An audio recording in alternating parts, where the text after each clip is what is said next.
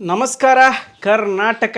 ವಿಷಯ ಏನಪ್ಪ ಅಂತಂತಂದ್ರೆ ನಿಜವಾಗಲೂ ಕಾವ್ಯಾಳಿಗೆಯಲ್ಲಿ ಅವಮಾನವಾಯ್ತಾ? ಹಾಗಾದರೆ ಕಾವ್ಯ ಕ್ಷಮೆ ಕೇಳಿದ್ದು ಯಾಕೆ ಎನ್ನುವಂಥ ವಿಚಾರದ ಬಗ್ಗೆ ನಿಮ್ಮ ಮುಂದೆ ಮಾತಾಡಕ್ಕೆ ಬಂದಿನಿ. ಏನಪ್ಪ ಅಂದ್ರೆ ಬಿಗ್ ಬಾಸ್ ಸೀಸನ್ 12ರ ಎಲ್ಲ ಸ್ಪರ್ಧಿಗಳು ಅಂದ್ರೆ ಆಲ್ಮೋಸ್ಟ್ ಆಲ್ ಕಾವ್ಯ ಮತ್ತು ಗಿಲ್ಲಿ ಇವತ್ತಿನವರು ಕೂಡ ಇನ್ನೂ ಪ್ರಚಾರದೊಳಗಾದಾರೆ. ಉಳಿದಿದ್ವೆಲ್ಲ ಜಾಳ ಆಗಿ ಹೋಗ್ಯಾವ. ಬಟ್ ಈಕೆ ಯಾರಪ್ಪ ಅಂತಂದ್ರೆ ಕಾವ್ಯ ಮತ್ತು ಗಿಲ್ಲಿ ಆಲ್ಮೋಸ್ಟ್ ಎಲ್ಲ ಕಾರ್ಯಕ್ರಮಗಳಲ್ಲಿ ಭಾಗಿಯಾಗ್ತಿರ್ತಾರೆ. ಸೊ ಇದು ಇತ್ತೀಚೆಗೆ ಅಂದರೆ ನಿನ್ನೆ ತಾನೇ ನಡೆದಿರುವಂಥ ಒಂದು ಘಟನೆ. ಏನಪ್ಪ ಅಂತಂದರೆ ಕಲಬುರಗಿಯೊಳಗೆ ಒಂದು ಕಾರ್ಯಕ್ರಮ ಇತ್ತು. ಹೈದರಾಬಾದ್ ಕರ್ನಾಟಕದ ಯುವ ಕಲಾವಿದರ ಸಂಘ ಅಥವಾ ಸಾಂಸ್ಕೃತಿಕ ಸಂಘ ಅಥವಾ ಸಾಂಸ್ಕೃತಿಕ ನೃತ್ಯ ಸಂಘ ಎನ್ನುವಂಥದ್ದು ಒಂದು ಸಂಘ ಐತಿ.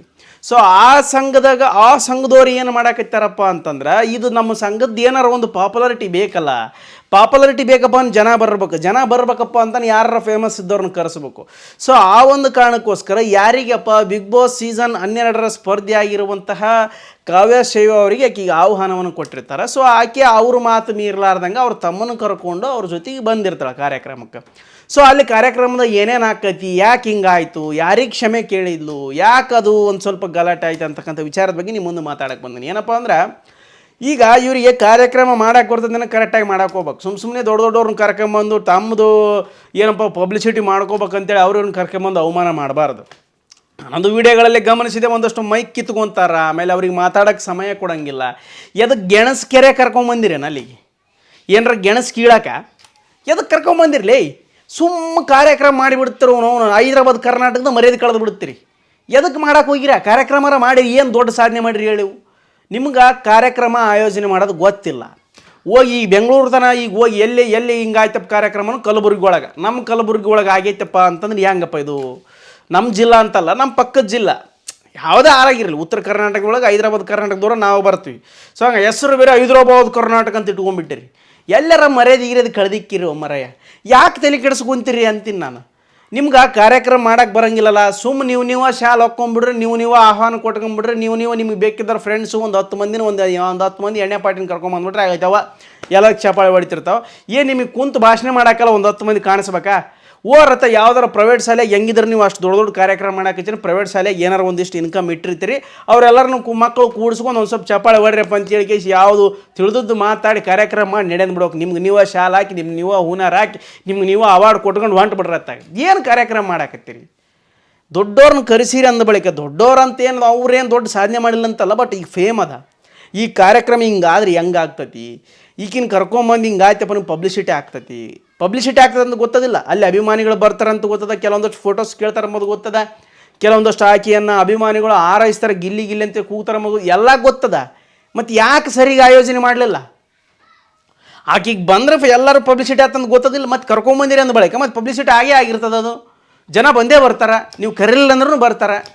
ಆಕಿನ ನೋಡೋ ಸಂಬಂಧ ಬರ್ತಾರೆ. ನೀವೇನು ಕಾರ್ಯಕ್ರಮ ಏನು ಕಟ್ಟಿ ಹಾಕಿರಂತೆ ಕಾರ್ಯಕ್ರಮಕ್ಕೆ ಯಾರು ಬರೋಂಗಿಲ್ಲ. ಇದೊಂದು ತಿಳ್ಕೊಂಬಿಡ್ರಿ ನೀವು.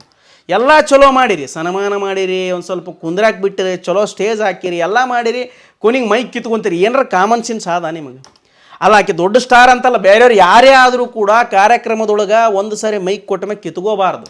ಆ ಸಣ್ಣವರಾಗಿರಲಿ ದೊಡ್ಡವರಾಗಿ ಇನ್ನು ಹೋಗಿ ಒಂದು ಸಷ್ಟು ಕಿವಿಯಾಗಾರ ಹೇಳ್ಬೇಕು, ಇಲ್ಲಪ್ಪ ಒಂದು ಸಣ್ಣ ಚೀಟಿ ಬರ್ಕೊಡ್ಬೇಕು. ಅದು ಕಾರ್ಯಕ್ರಮದ ಲಕ್ಷಣ. ಅದು ಕಿತ್ಕೊಳ್ಳೋದು ಏನು ಹುಚ್ಚುಚ್ಚು ಮಾಡ್ತಿರೋ ಮರಿ, ಏನು ಕಾರ್ಯಕ್ರಮ ಮಾಡಿರೋ ಏನಿಲ್ಲ. ಒಟ್ಟಾರೆಯಾಗಿ ಆ ಕಾರ್ಯಕ್ರಮದೊಳಗಂತೂ ಗದಲ ಎಬ್ಸಿರಿ.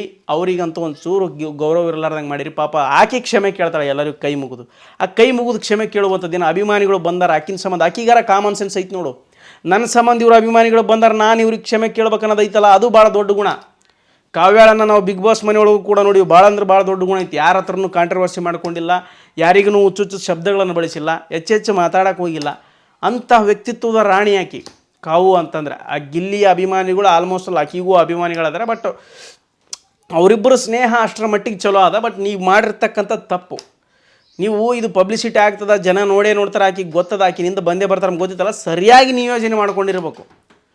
ಅಲ್ಲ ಕೂಡ ಒಂದು ಹಳ್ಳಿ ಊರಾಗ ಒಂದು ಸಣ್ಣ ಕಾರ್ಯಕ್ರಮ, ಸನ್ಮಾನ ಕಾರ್ಯಕ್ರಮ ಇಟ್ಕೊಂಡಿರ್ತೀವಿ. ಯಾರು ಗುಂಡೆತ್ತಿ ಬಂದವ್ರದ್ದು, ಆ ಓಟದಲ್ಲಿ ಸ್ಪರ್ಧೆಯಲ್ಲಿ ಓಡಿ ಬಂದವ್ರದ್ದು ಒಂದು ಸಣ್ಣ ಕಾರ್ಯಕ್ರಮ ಮಾಡ್ಬೇಕಾರೆ 2 ಟ್ಯಾಕ್ಟ್ರಿ ಹಚ್ಚಿ ಇಂದು ಟೆಂಟ್ ಹಾಕಿ ಅವ್ನು ಶಾಲೆ ತಂದವ್ರು ಯಾರ್ಯಾರು ಕೆಳಗಿರ್ಬೇಕು, ಯಾರ್ಯಾರು ಮ್ಯಾಲೆ ಇರಬೇಕು, ಯಾರ್ಯಾರು ಎಲ್ಲೆಲ್ಲಿ ಕುಂತಿರ್ಬೇಕು, ಯಾರ್ಯಾರು ಶಾಲೆ ಹಾಕಬೇಕು, ಯಾರ್ಯಾರು ಅವಾರ್ಡ್ ಕೊಡಬೇಕು, ಯಾರ್ಯಾರು ದುಡ್ಡು ಅಮೌಂಟ್ ಕೊಡಬೇಕು, ಆ ಪ್ರಶಸ್ತಿ ಯಾರು ಕೊಡ್ಬೇಕಂತ ಎಲ್ಲ ಲೆಕ್ಕಾಚಾರ ಮಾಡಿರ್ತೀವಿ 3 ದಿನದಿಂದ.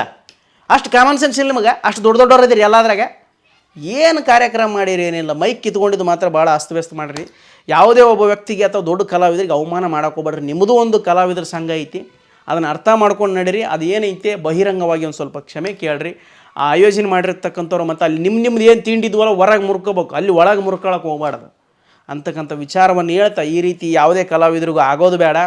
ಅದು ಎಕ್ಸ್ಪೆಷಲಿ ಯಾವುದೇ ಒಂದು ಕಾರ್ಯಕ್ರಮಗಳಲ್ಲಿ ಬಹಿರಂಗವಾಗಿ ಆಗಬಾರ್ದು. ಸೊ ಆಕೆ ಅಭಿಮಾನಿಗಳಿಗೆ ಕ್ಷಮೆ ಕೇಳ್ತಾರೆ. ಆ ಕ್ಷಮೆ ಕೇಳೋದು ಕೂಡ ನನಗೂ ಒಂಥರ ಅನ್ನಿಸ್ತು. ಯಾಕಂದ್ರೆ ಇನ್ನೊಂದು ಸಾರಿ ಈ ಥರ ಕಾರ್ಯಕ್ರಮಗಳು ಮಾಡಿದ್ರೆ ಅವ್ರು ನಮ್ಮ ಸೈಡ್ ಬರೋದೇ ಇಲ್ಲ. ಇಲ್ಲಿಗೆ ಯಾರೂ ಬರೋಂಗಿಲ್ಲ ನಮ್ಮ ಸೈಡ್. ರಾಜಕಾರಣಿಗಳು ಬರೋಂಗಿಲ್ಲ, ದೊಡ್ಡ ದೊಡ್ಡ ಸಿನಿಮಾ ನಟರು ಬರೋಂಗಿಲ್ಲ, ಸೆಲೆಬ್ರಿಟೀಸ್ ಯಾವನೂ ಬರೋದಿಲ್ಲ ಮೊದಲ ಈ ಕಡೆಗೆ. ಅಂತಂದ್ರೆ ನೀವು ಹಿಂಗೆ ಮಾಡಿದ್ರಪ್ಪ, ಸಣ್ಣ ಸಣ್ಣವ್ರು ಹಿಂಗೆ ಮಾಡಿರಪ್ಪ, ನಾಳೆ ದೊಡ್ಡ ದೊಡ್ಡವ್ರು ಬಂದಾಗ ಹೆಂಗೆ ಕಂಟ್ರೋಲ್ ಮಾಡ್ತೀರಿ ನೀವು? ದರ್ಶನ್ ಸುದೀಪ್ ಇವ್ರು ಬಂದ್ರಪ್ಪ ಹೆಂಗೆ ಕಂಟ್ರೋಲ್ ಮಾಡ್ತೀರಿ ನೀವು? ಗೊತ್ತಾ? ಹಂಗಾಗಿ ನಿಮ್ಮ ಕಡೆ ಬರೋದೇ ಇಲ್ಲೋ ಅಂತಾರೆ ಅವರು. ಅದು ಏನೋ ನೀವು ಒಂದು ಸ್ವಲ್ಪ ಅವ್ರಿವ್ರಿಗೆ ಪರಿಚಯ ಇದ್ರಂತೆ ಲಿಂಕ್ ಹಚ್ಚಿ ಅದು ಏನೋ ಪೇಮೆಂಟ್ನೊಳಗೆ ಹೆಚ್ಚು ಕಡೆ ಮಾತಾಡಿ ಕರೆಸಿರ್ತೀರಿ, ಅದನ್ನ ಹಿಂಗೆ ಮಾಡಿಬಿಟ್ಟಿರಿ. ಏನು ಮಾಡಬೇಕು? ಇದಲ್ಲ, ಇದು ಪದ್ಧತಿ ಅಲ್ಲ. ಈ ರೀತಿ ಯಾರೂ ಮಾಡೋಕೆ ಹೋಗ್ಬೇಡ್ರಿ. ಅವರಂತಲ್ಲ, ಕಲಬುರ್ಗಿಯವ್ರಂತಲ್ಲ, ಯಾರೂ ಕೂಡ ಮಾಡೋಕೆ ಹೋಗ್ಬೇಡ್ರಿ ಅಂತ ಹೇಳ್ತಾ ಈ ವಿಡಿಯೋ ಇಲ್ಲಿಗೆ ಮುಗಿಸಕತ್ತೀನಿ. ಧನ್ಯವಾದಗಳು.